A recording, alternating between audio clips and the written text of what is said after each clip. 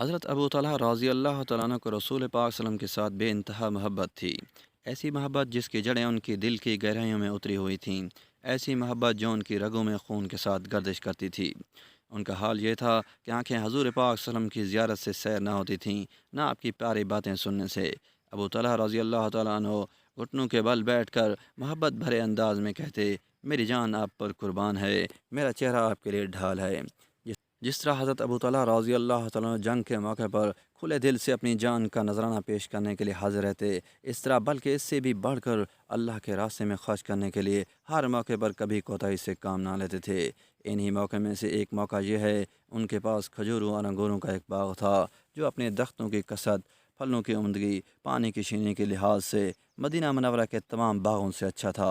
ایک روز حضرت ابو طلحہ رضی اللہ تعالیٰ عنہ اس کے گھنے سائے میں کھڑے نماز پڑھ رہے تھے۔ اچانک ایک خوش آواز پرندے نے اس کی توجہ نماز سے ہٹا کر اپنی طرف کر لی۔ اس پرندے کے پر سبز، چونچ سرخ اور پاؤں رنگین تھے۔ وہ درختوں کی شاخوں پر خوشی سے چہچہاتا اور رقص کرتا نظر آ رہا تھا۔ حضرت ابو طلحہ رضی اللہ تعالیٰ عنہ کو یہ منظر اتنا بھلا معلوم ہوا کہ تھوڑی دیر کے لیے وہ اس کی خوبصورتی میں کھو گئے۔ جب ان کی توجہ نماز کی طرف واپس آئی تو وہ بھول چکے تھے کہ انہوں نے کتنی رکعتیں پڑھی ہیں، 2 یا 3۔ وہ سوچتے رہ گئے مگر کچھ یاد نہ آیا۔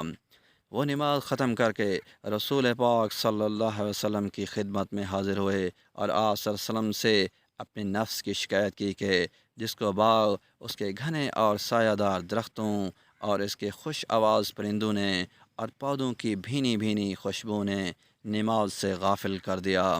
پھر انہوں نے فرمایا، اے اللہ کے رسول، گواہ رہنا، آپ گواہ رہیں، میں یہ باغ اللہ کی راہ میں صدقہ کر رہا ہوں، آپ اسے جہاں چاہیں خرچ کر دیں۔ دوستو، اللہ پاک ہم کو صحابہ کرام کے نقش قدم پر چلنے کی توفیق عطا فرمائے، آمین۔ اس طرح کی مزید ویڈیوز کے لیے چینل کو سبسکرائب کریں۔